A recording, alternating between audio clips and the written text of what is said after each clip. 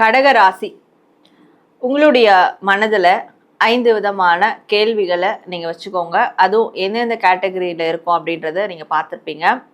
So அப்போ அந்த 5 விதமான கேள்விகளுக்கு என்ன பதில்கள், எஸ் வருதா நோ வருதா அப்படின்றத நம்ம ஒரு கேள்விக்கும் தனித்தனியாக பார்க்கலாம்.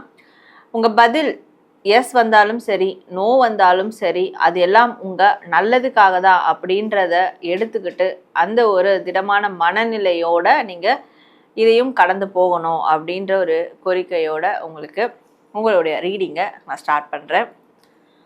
முதல் கேள்வி, வேலை தொழில் சார்ந்த விஷயத்துக்கான கேள்விக்கு என்ன பதில் அப்படின்றத பார்க்கலாம். எஸ் ஆர் நோவான்றது. உங்களோட வேலை தொழில் சார்ந்த கேள்விக்கு எஸ்.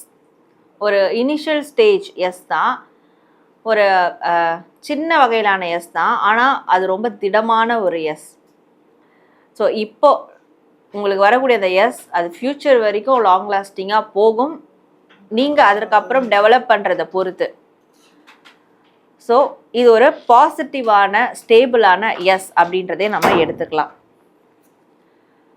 இப்போ கடகராசி, உங்களுடைய நிதி நிலைமை பொருளாதாரம் சார்ந்த ஒரு கேள்விக்கு எஸ் வருதா நோ வருதா அப்படின்றத நம்ம பார்க்கலாம். உங்களுடைய பொருளாதாரம் நிதி நிலைமை சார்ந்த அந்த ஒரு கேள்விக்கு ஒரு பாசிட்டிவான நோ அப்படின்றது வருது. அது என்ன பாசிட்டிவான நோ அப்படின்னு பார்க்கும்போது ஆக்சுவலாக அது நோ கிடையாது.